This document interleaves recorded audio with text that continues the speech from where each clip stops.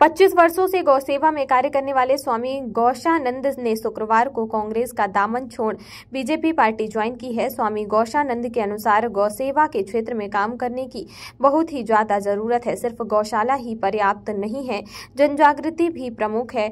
उन्होंने कहा कि सीएम मोहन यादव की जो योजनाएं हैं वो काफी बड़े रूप में है। उन योजनाओं को सक्रिय करना हमारा दायित्व है। आगे उन्होंने 6 मार्च को सीएम के कार्यक्रम से प्रभावित होकर कांग्रेस के प्रदेश अध्यक्ष का दायित्व छोड़कर उन्होंने बीजेपी ज्वाइन की है।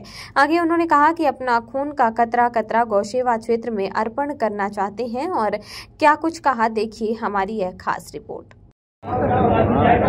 परिचय तो बहुत छोटा सा है कि मैं गौसेवा के क्षेत्र में 25 वर्षों से काम कर रहा हूं और मेरा नाम स्वामी गौशानंद है। और मैंने ये देखा कि गौरक्षा के क्षेत्र में काम करने की बहुत ज़्यादा ज़रूरत है। सिर्फ गौशालाएं पर्याप्त नहीं है, जन जागृति भी प्रमुख है उसमें। और हमारे माननीय मुख्यमंत्री डॉक्टर मोहन यादव जी की जिस प्रकार से योजना है और योजना इतने बड़े रूप में है तो उसको सक्रिय करना हमारा दायित्व है। तो उनके जो 6 मार्च को उनका कार्यक्रम जो हुआ था, मैं इतना प्रभावित हुआ कि मैंने कांग्रेस का प्रदेश अध्यक्ष का पद दायित्व छोड़कर मैंने बीजेपी का दायित्व संभाला है।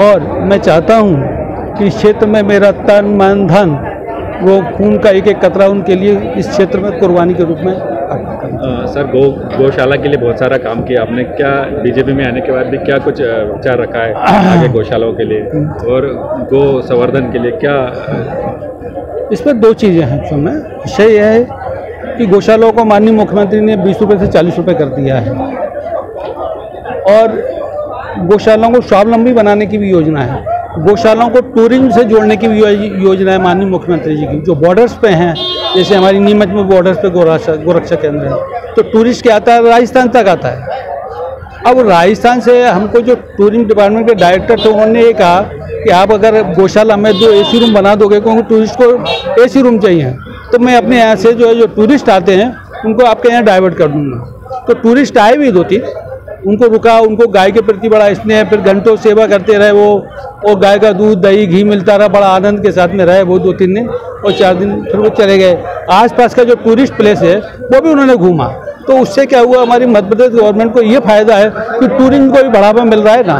तो ऐसी स्थितियाँ में माननीय मुख्यमंत्री जी के साथ में कंधे से कंधा मिला के साथ में। सर आज आपके साथ कितने लोगों ने ज्वाइन किया है बीजेपी? अभी हमारे साथ में 21 लोग आए थे। आ तो 200-250 रुपये लोग थे, पर दिक्कत ये हुई मैं तो सिर्फ मिलने आया था। अच्छा, अचानक? हाँ, अचानक प्रोग्राम बना, मुताबिक प्रोग्राम कुछ नहीं है।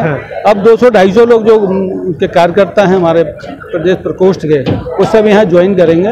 और सर किस तरह से बीजेपी का काम करेंगे आगामी दिनों में? लोकसभा का चुनाव भी है, क्या कुछ प्लान मन में बना के रखा है आपने? जो मैं पार्टी जो डायरेक्शन देगी और हमारा जो सुझाव रहेगा वो काम करने का विषय रहेगा। तो क्या है कि जितना हमारे पास में 25-30 सालों का अनुभव है, गौशाला का अनुभव है, जन जागृति का अनुभव है, गाय के ऐसे मंत्र जो चाहे वो आप लोग, क्या लोगों ने सिर्फ गाय की मात्रा को स्थापित नहीं कर पाए, इसलिए गाय दुर्गति का शिकार है। अगर गाय की मात्रा इतनी ज़्यादा है कि हमारे वेद पुराण उसकी मात्रा गाते गाते थक गए, फिर भी उन्होंने कहा कि हम तुम्हारी महिमा का बखान नहीं कर सकते इतने करने के बाद में। तो ऐसी माँ जिसको हम भगवान ने माना है, भगवान ने गोचारण किया, ऐसी माँ का तो बस यही कि उसकी स्थापना के लिए जन जागृति अभियान चलाना मुख्य आवश्यक है। गौशाला निदान नहीं है, गौशाला सहूलियत है, सुविधा है, पर जागृति लाना और किसान की समस्या भी सुनना है ना। तो गोपालक तो वही है, वो गोपालक, इसलिए गोपालक गोरक्षा सम्मेलन हमने करा था ग्वालियर में, उसके रिजल्ट बड़े पॉजिटिव मिले। भाई उसकी समस्या भी तो सुने, आखिर में उसका समाधान क्या है। जब हमारे यहाँ कैंसर का ट्रीटमेंट हो जाता है तो गाय तो हर रोग में धर्म अर्थ काम मोक्ष, आप तो बताओ चाहिए क्या।